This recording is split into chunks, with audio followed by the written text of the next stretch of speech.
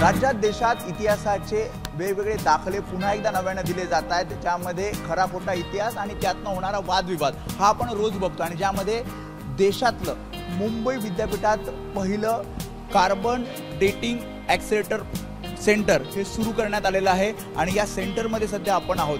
इतिहासातला म्हणजेच 50,000 वर्षापूर्वीचा कोणताही नमुना तिथे आणा, त्याचं अचूक कालमापन या सेंटरमध्ये केलं जाणार आहे। आणि यासाठीच नेदरलँडमधली ही मशीन आपण बघतोय, जी मशीन या इथे इन्स्टॉल केलेली आहे। आणि साधारणपणे या सगळ्याला 20 कोटी रुपये खर्च आलेला आहे। आता तुम्ही कुठलाही नमुना इथे आणला तर हा किती वर्ष जुना नमुना आहे ते आपल्याला या सेंटरमध्ये कळणार आहे। या सेंटरच्या प्रमुख वर्षा केळकर माने मॅडम आपल्यासोबत आहेत, जे सगळं आपल्याला सांगणार आहेत। खरं तर देशातलं पहिलं, मी जसं म्हटलं, हे सेंटर सुरू होतं आहे। खरं तर मी असं ऐकलं की खूप अडचणी होत्या, त्या अडचणीवर मात करून आता जो नमुना आपण परदेशात पाठवायचो ते आपल्याला आता भारतातच त्याची सगळी प्रक्रिया करून कालमापन, काय नेमकं सेंटरचं उद्दिष्ट होतं आणि कसं काम केलं जातं?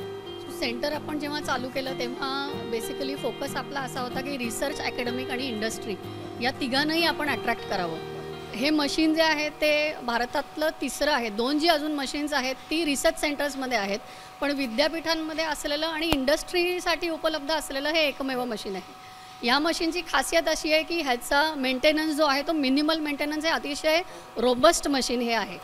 हॅव्हिंग सेड दॅट काही कालाकरता हे मशीन बंद असलं तरीही जो एक्सपेक्टेड खर्च 26 लाखाचा होता रिपेअरसाठी, तो बायपास करून आपल्या इन हाऊस फॅकल्टीनी जवळजवळ 50,000 ते 1 लाखात हे मशीन पूर्ववतपणे आणलेलं आहे। हे ह्याच्यातली खासियत। जी रूम आहे ती डस्ट फ्री आहे, व्हायब्रेशन फ्री आहे, शिवाय अर्थक्वेक आणि फ्लडिंगला पण प्रूफ आहे ही। आणि ही सो ॲटॉमिक एनर्जी रेग्युलेटरी बोर्डची जे रिक्वायरमेंट्सप्रमाणे ही बिल्डिंग बांधलेली आहे, त्यामुळे हे सगळे या क्रेनच्या साहाय्याने हे मशीन इथे आणलेलं आहे। आणि फ्लोरिंग किंवा रंग आणि फायर फायटिंग पण त्याप्रमाणे आपण अद्ययावत केलेलं आहे। फक्त आपण प्रेक्षकांसाठी समजून घेऊया की हे मशीन कसं काम करणार, म्हणजे कुठलाही नमुना किती मोठा तो नमुना असला पाहिजे जेणेकरून अचूक कालमापन त्याचं होईल।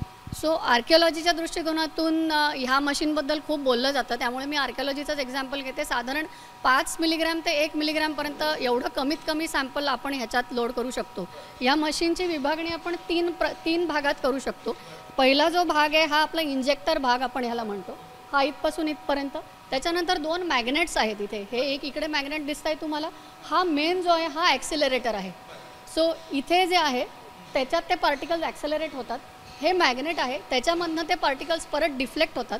कार्बन 14 हा जड असल्या कारणाने तो पुढे जातो आणि खऱ्या अर्थानं कार्बन डेटिंगची जी प्रक्रिया ती या भागात म्हणजे चार्जिंग या भागातनं इंजेक्टरमधनं होणार आणि फायनल जे बाहेर येतो जो कार्बन 14 जो आहे तो हा डिटेक्टर आहे, त्याच्यातून तो डिटेक्ट होतो कार्बन 14।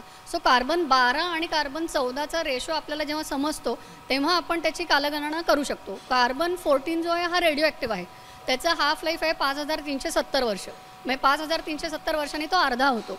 सो एखादा नमुना असा तुम्ही कॅल्क्युलेट करत गेलात तर 1/4, 1/8, 1/16 असं करत जात आपण 50,000 वर्षापर्यंत ह्या मशीनमध्ये डेटिंग सक्सेसफुली करू शकतो। काय आपण कुठले नमुने घेऊ शकतो जेणे आपल्याला ते किती वर्ष जुना वस्तू आहे, प्राणी आहे किंवा एखादी वास्तू आहे?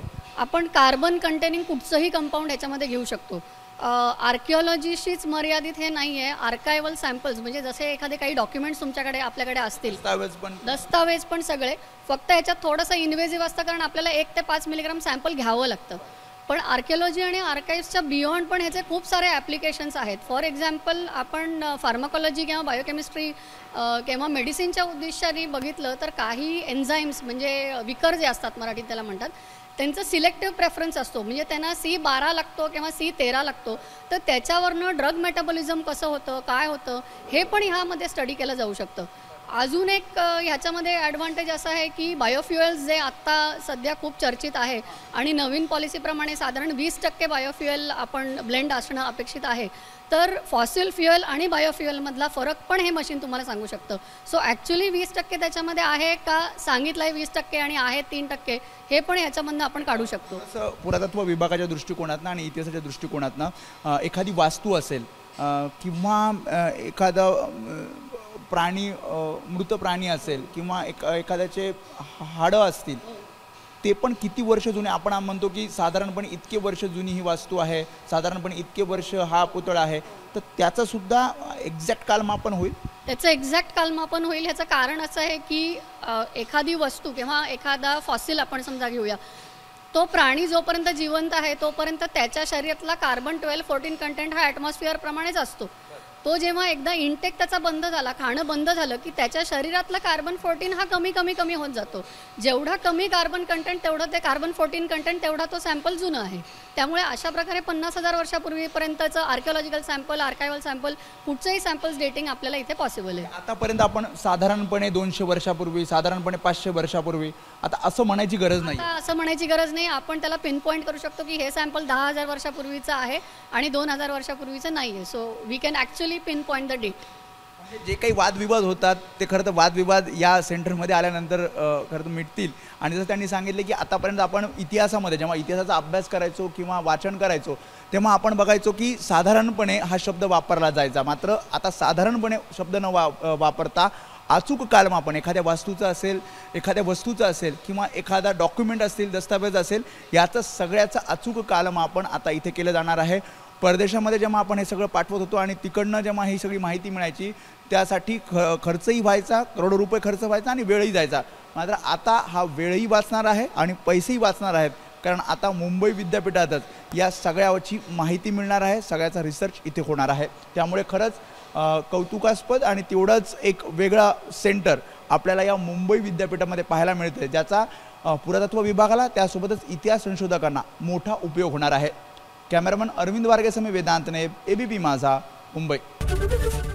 एबीपी माझा, उघडा डोळे बघा नीट.